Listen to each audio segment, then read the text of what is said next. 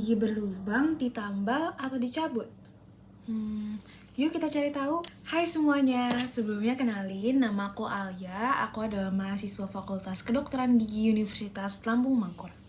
Hari ini kita akan belajar mengenai gigi berlubang nih. Bisa ditambal atau harus dicabut ya? Yuk kita belajar sama-sama. Nah, pertama kita bahas mengenai lubang pada gigi dulu nih. Lubang pada gigi merupakan suatu tanda terhadap adanya kerusakan jaringan nih pada gigi.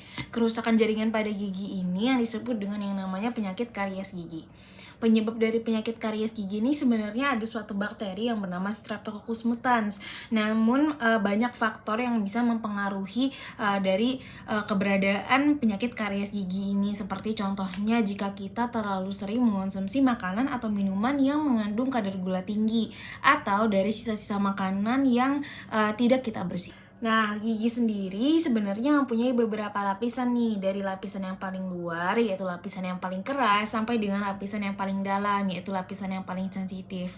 Kenapa sih disebut dengan lapisan yang paling sensitif? Karena pada lapisan inilah gigi itu banyak banget mengandung serabut saraf dan pembuluh darah.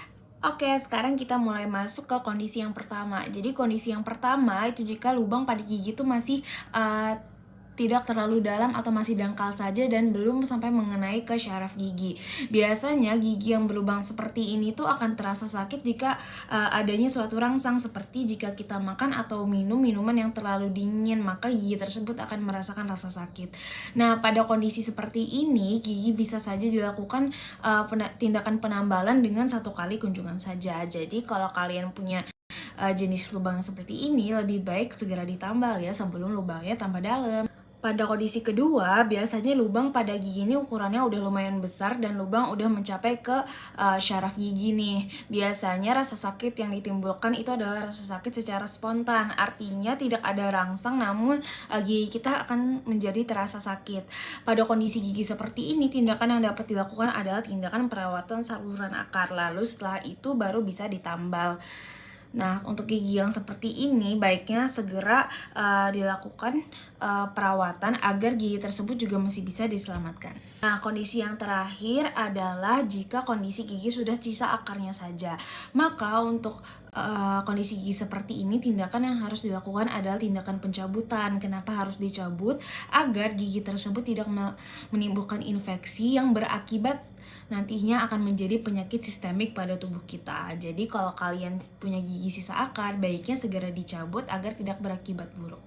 Nah, itu tadi guys, lubang-lubang pada gigi. Sebenarnya gimana sih cara menjaga agar gigi itu tidak berlubang? Sebenarnya ada beberapa cara sederhana yang bisa kita lakukan nih. Yang pertama, kita bisa menyikat gigi secara rutin dengan pasta gigi berfluoride, dengan catatan cara sikat giginya sudah harus sesuai dan benar ya. Dan yang kedua, kita bisa mengurangi konsumsi makan makanan manis, karena konsumsi makan makanan manis itu bisa menyebabkan lubang pada gigi.